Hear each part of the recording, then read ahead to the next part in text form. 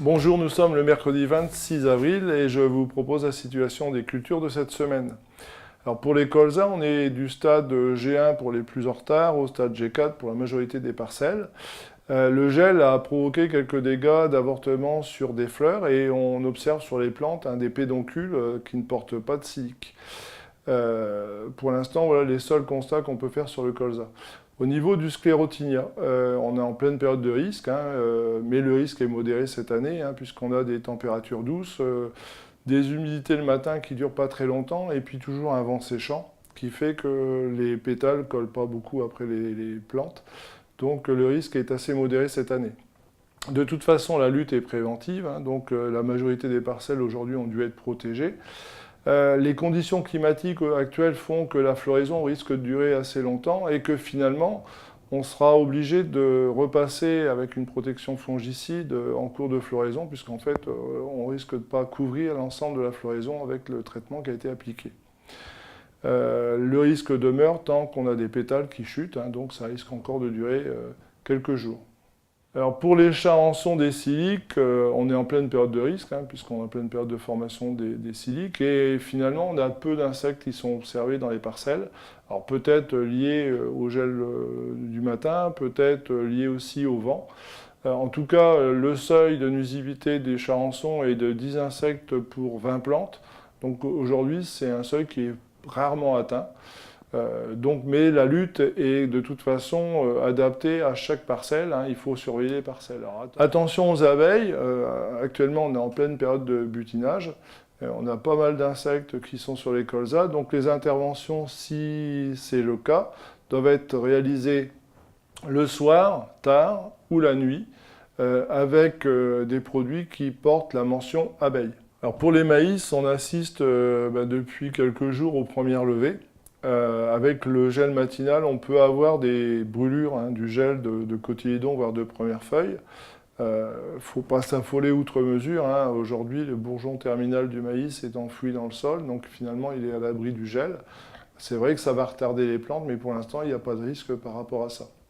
Donc pour les pois, on est actuellement au stade 6 à 7 étages foliaires. Les cytones sont toujours très présentes, quel que soit le stade des plantes. Je vous rappelle que le stade sensible par rapport aux cytones s'arrête à partir de 6 feuilles. Donc il y a beaucoup de parcelles aujourd'hui qui ont dépassé ce stade. Et en fait, le risque est entre 5 à 10 morsures par feuille, ce qui est assez régulièrement atteint pour les pois qui sont en retard ou qui traînent avec le froid et le manque d'eau. Au-delà du stade 6 feuilles des pois, on oublie les cytones, le risque est largement dépassé. Alors, pour les févroles, les nouvelles feuilles ont du mal à sortir et à se développer. Les attaques de cytones sont, comme sur les pois, assez importantes. Et finalement, les feuilles les plus anciennes sont très très mordues par les cytones, ce qui peut, dans certaines situations, les affaiblir, notamment sur des parcelles qui souffrent de la sécheresse ou du froid. Dans ces situations, lorsqu'on a plus de 10 morsures par feuille, il faut se poser sérieusement la question d'une intervention insecticide pour calmer l'activité de ces insectes. Les gelées observées ces derniers jours entre 0 et moins 2 degrés ne posent aucun problème à la croissance et à la physiologie de la betterave, tant que ceci n'excède pas moins 0 à moins 2 degrés pendant 1 heure. Ces problèmes n'engagent pas non plus le désherbage. On s'oppose simplement à une petite baisse d'efficacité le temps que les adventices soient givrés. Dans ces conditions, attendez le point le plus bas, c'est-à-dire vers 7 heures du matin, et désherber vers des températures montantes.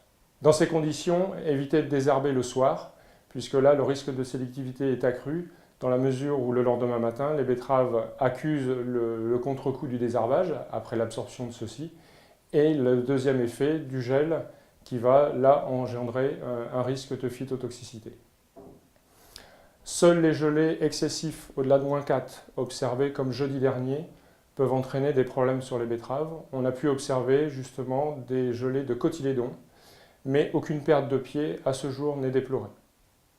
La sécheresse observée depuis le mois d'août dernier et donc le temps sec de ces dernières semaines ne pose pour le moment pas de problème à la croissance de la betterave. Seul le désherbage va être pénalisé par la mauvaise efficacité et le relais déraciné.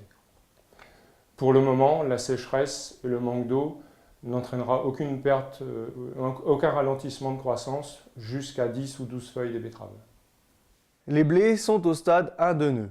Les températures fraîches limitent le développement des blés à l'heure actuelle.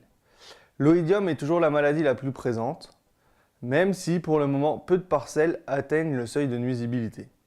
Il faut poursuivre la surveillance sur les variétés sensibles comme Bergamo ou Rubisco et en terre séchante qui sont les terres les plus favorables au développement de la maladie. Pour rappel, le seuil de nuisibilité est de 20% des 3 dernières feuilles touchées.